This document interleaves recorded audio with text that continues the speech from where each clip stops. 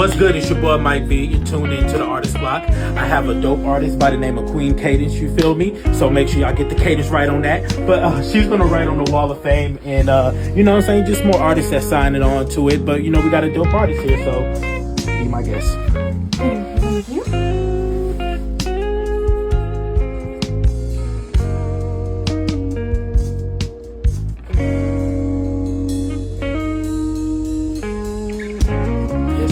So hey, y'all make sure y'all go support Queen.Kadynce. She's a really dope artist around the DFW. She has a show on September 20th. So y'all get the tickets and y'all vote for her, man. She's going number one. That's what she's going for. Number one. All right, what's good? It's your boy Mike V. You're tuned into the Artist Block with Mike V, and I have a special artist from over here, and she goes by the name of Kadynce. How you doing today? I'm doing wonderful. How about you? I'm doing fine. Now, first question is Kadynce. Is that your real name, or is that like the artist name that you came up with? Artist name. Okay, cool. How did you come up with that process of that artist name? So actually, it was one of my good friends in high school that unfortunately I'm not really friends with anymore, but that was kind of talking about how I was really interested in being a musician, and that was more than likely what I was going to do after high school. And she was like, well, if you're looking for something that's more of a musical name, why don't you pick something that's like a actual part of music? So because my initials are KAD, it made sense to go with Kadynce. Okay, good response. So how long have you been consistent with the creation of the music? It's been about 7 years now. So since like 2018. 2018. Okay, so since 2018, how many projects have you dropped from that year to now? There's been a handful of singles, both that are on all platforms and that are only on SoundCloud, since that's where I first started releasing all my music, like most people. Yeah. And then most recently in 2023, yes, 2023, I released my EP, Confiscated. So it's been about, if we're counting all of them, like 10, 15 songs, give or take. Now, since 2023, what is the reception you think you got from that that previous project that you dropped, Confiscated? Yes. Yeah, what do you think the reception that you got from the project since you dropped it at that time? Totally fair. I would say that it has pretty good reviews from anybody who has listened to it and actually like given me feedback on it. They're all like, it's a very wide variety as far as not being boxed into just the specific genre of R&B. But if we're talking about what I encompass as a person as well as an artist, it's the most authentic that I've been able to be, because I feel like a lot of my music in the past has suffered from just not really working with people that were willing to put their 100% into somebody else's work rather than their own. Right. So not all of my songs that I have out were at the caliber that I wanted them to be at, but this most recent project is definitely at the level that I was hoping to be at by now. So. Okay, that's good. So let's talk about support, because every time like I interview an artist, I love talking about support. Now, do you care about getting support from people that you're close to? Or I know it's good to make, get networking with friends, well, strangers, people that you don't know. It's good to get, support from them. But do you care about your close friends supporting you or not? Or just looking at your story but not really supporting what you're doing and whatnot? Well, it's a yes and no for me, because on one hand, everybody has their own life. Most of the time, especially people that are like my age and up, 25, 26 and up, are usually so ingrained in everything that they have going on in their own life, trying to make their own goals happen, work, family, friends, whatever it may be. I don't expect to always get the turnout that I would give in return. But that being said, I also know that strangers are more likely to support something that they don't really have any emotional connection to outside of the fact that they think it's good music and they think that's a vibe, or it matches this playlist, or it matches this scenery that they're trying to create, and whatever it may be. So it's kind of 50-50 for me. I appreciate the support every single time that I get it. I absolutely love my friends that show love, because y'all know who y'all are. Yeah. Shout out to them. Y'all all know who you are. So yeah. So okay, so where are you originally from? Like, what do you represent? Well, to be honest, I identify as a Texan because I've been here since 3rd grade. Howdy. But I was born in DC. So what's wrong with DC though? Is there something I should know? It's just cold, and I know nothing about it. So when I say that I'm from DC, I'm like, that can't. That's a lie, because if you ask me anything about DC, I'm not gonna know. But if you ask me something about Texas, then I might actually know. So I would identify as a Texan. I've been here long enough. Most Texans say I am a Texan. So. Okay, so give me your perspective, because I see that you make consistent drops on Instagram. So give me your perception and perspective on how important that is for you as an artist. Well, I'll say that in today's age, social media is a heavy hitter when it comes to self-promotion and creating the image that you ultimately want to be represented as. That being said, I also feel like a lot of stuff is taken out of context on social media. So it's very easy to get misconstrued, misunderstood, and ultimately canceled, so to speak. But I also am a firm believer of not really caring about what the masses have to say about it, because I don't believe that all publicity is good publicity, but I do believe that clicks are clicks. So some people are willing to do anything for clicks. Can't relate. But that being said, I also fully understand that these platforms are not only the best way to get recognized by people who would never know that you exist in the city, but they are also a good way to kind of build a small portfolio of what you want to present as an artist. Now, absolutely. Now, give me your perspective on the city, like of Dallas, when it comes to going out there to the circuits and stuff like that, open mics and stuff like that. Like how often do you go, and how do you feel about the scene out here in Dallas musically? I'm gonna be honest, I haven't gone as much as I would like to, but part of the reason is because not always open mics. Some of them are barely open mics. They're more like showcases for the open mic runners' friends. But some of them are legit places, and those legit places are usually very packed and very busy, and they're filled with artists to the brim that are trying to get their time on stage and time to shine and an opportunity to network. That being said, when I was going to open mics consistently, it kind of put me off in some of the spaces, just because it can tend to get really messy. When artists know a lot of other artists in the city and they start trying to collaborate and get in with each other, people start to get a little too close for comfort. And so I feel like it's a fine line. There are some great places to go and show out and genuinely be the artist that you're trying to be, and give yourself an opportunity to maybe touch another platform that you haven't been able to before. But at the same time, it's a rocky road, so be careful where you go. I mean, do you plan on going out a little bit more in the future, more actively? Absolutely. I have a handful of shows coming up. September, right? Yes, September 20th. I'm going to be performing at the JojoJam Artist Showcase competition, of which that's going to be me and a handful of other artists that are going to be going up there, performing their hearts out on stage, and hopefully competing for a chance to win a bundle of artist services that are very, very beneficial. Right.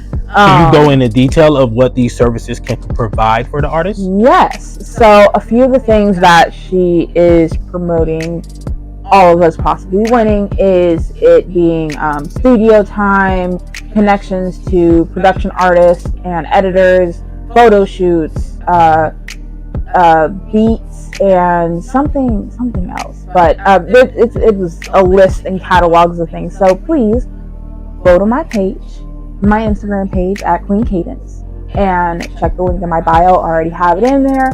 So y'all can see where the ticket sales are, as well as a list of everything that's going to be provided to the artist. Keep in mind that your votes are going to be based off of your tickets. So if you get a VIP ticket, it gets you a little bit more votes than a general ticket. But a general ticket will also at least give you one vote. So you can come vote for me. Okay, so look, vote for Queen Kadynce. We're going to take a quick break, but hey, before we go, just want to let you know you're tuned in to the Artist Block. When you work with me, baby, fuck the trust that's blood for blood. When you work with me, when you work with me, when you work with me. Look at the girl in the mirror, we're not the same. Maybe I'm her, maybe I'm me, maybe, but baby, if ain't about my money, fuck the trust that's blood for blood. When you work with me, when you work with me, baby. All right, what's good? We're back, part 2 with Queen Kadynce, and we're in Dallas, Texas, where Triple D, you know what I'm saying, we do this, you know what I'm saying? I'm from Irving, Texas, but I do love the Dallas Metroplex. All right, so let's get into it. So I see you got, is that your signature fan? Like, give me, I mean, I had to ask, so give me more information and detail on that. Is that like a signature thing of yours? Honestly, no. It's just because I'm always hot. Right. But I know you like the culture. Hot-natured person. I can't help it. Right. Even though, you know, I'm also a little sassy, a little gay. So I think that's probably, I just always have to have a fan on me. Do you have a collection of those? No.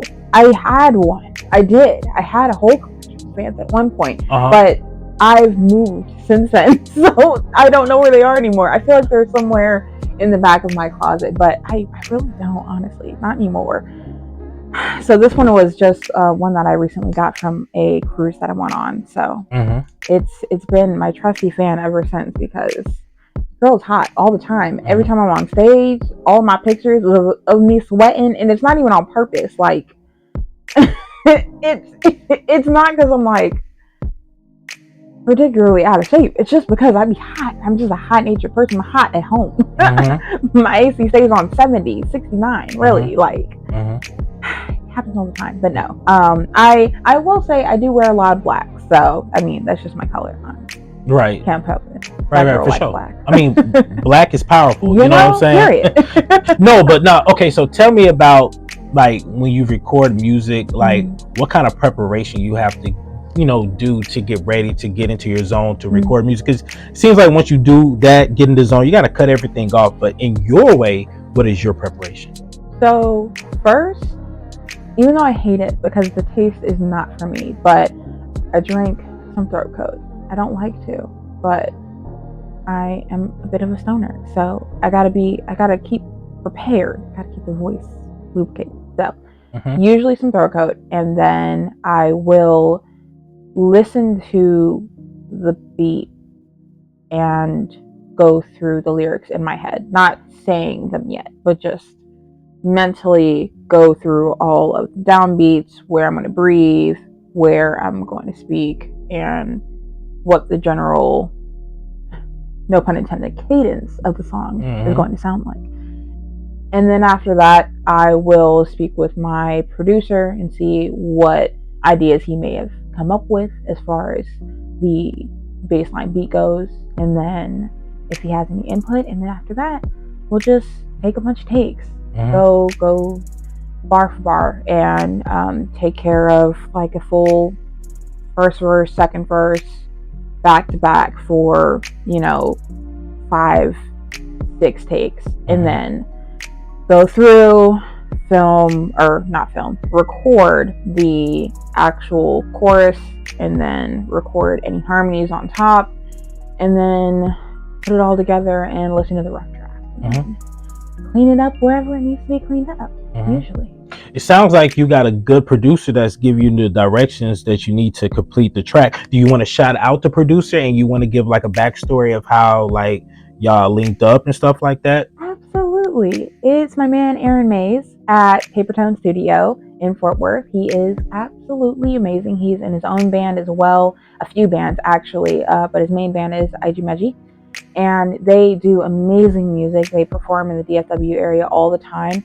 But in his own time, he is both engineer and producer, and he does a lot of great work when it comes to other artists in the city, producing music, recording vocals, handing out, background sounds, beats, whatever you name it. He has so many filters and different kinds of equipment in his studio. So he is a 10 out of 10 person to go to, and he's reliable. He's not somebody who's going to, tell you some crap. Like, he's going to give you a few different chances to tell him what you need, what you want, what you don't like, what you do like.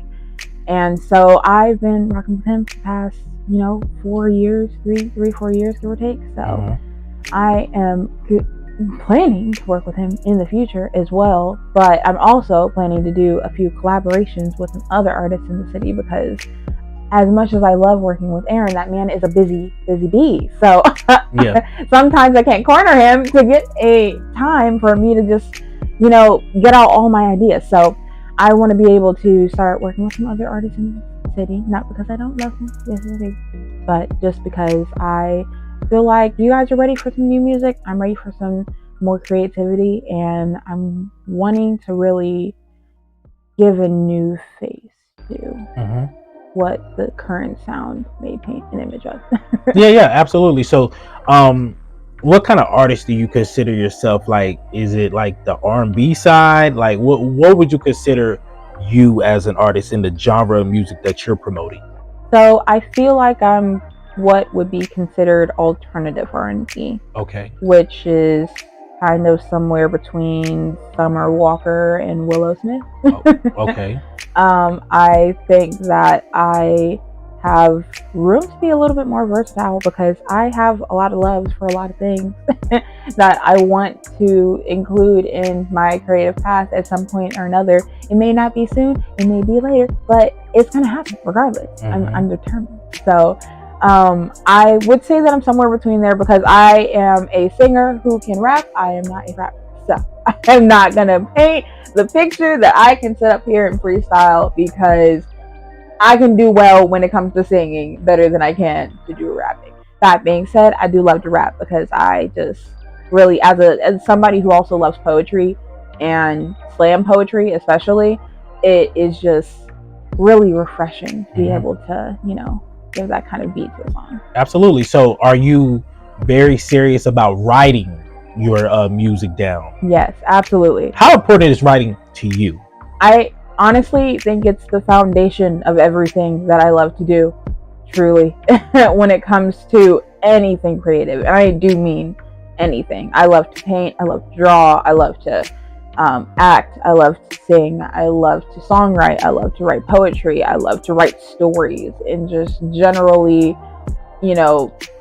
non-fiction related things, or fiction, actually, more fiction than non-fiction. But regardless, my point being, I love writing, and I always have loved writing. Honestly, I was an AP English kid, so I was one of those kids that was okay with pumping out the 2-3 page essay. Like, it's gonna happen, it's fine. So I think it is a heavy hitter for what is the foundation of what I want to present to all the weird kids in the world. For sure. Now, September 20th, right? You said that this showcase is going to be a competition. It is. I mean, even outside of this showcase, are you naturally competitive? I would say, yeah, honestly. I'm not going to say I'm a sore loser, but I do not like to lose. I definitely try to put my best foot forward with every single performance that I put on, no matter where it is, no matter for who. So I always try to approach anything with a winner take all kind of mindset. But I also know that it's more times than not mind over matter. So even if I'm scared, I'm still going to do it. I'm going to do it scared. So that's how I feel about a lot of things. But this for sure, I really want to go into it with a winner take all kind of mindset. Yeah, no. Hey, look, September 20th, y'all gotta go get them tickets. I'm gonna let her promote that one more again, so y'all can see what she's promoting, and I'm gonna put that, down low in the link, description and all that good stuff. But please tell them the information on the showcase again, tell them where to follow you at, and just tell them about the stuff that you're going to be promoting as we close this out. Yes, absolutely. So like I said, it's going to be on September 20th, that Saturday at the JojoJam's studio. That is going to be in Dallas in the DFW area. So please go to my page on Instagram at queen.kadynce, KadynceE. Check the link in my bio and y'all will see where to get the tickets. Those tickets will include what those tickets are going to be available for. It'll get your spot. It'll get your vote for whichever artist that you feel is the best. Obviously, it's going to be me. And then it'll also give you the spot to be able to see the rest of the artists that are going to be there for the performance. So definitely either visit my page or JoJo's page at JojoJam. And yeah, I can't wait to see y'all there. All right, and look, it's still August, so y'all got time to go get those tickets. So September 20th, please don't forget and support Queen Kadynce, okay? This is Mike V, and you're at the Artist Block, and we're signing out. Peace.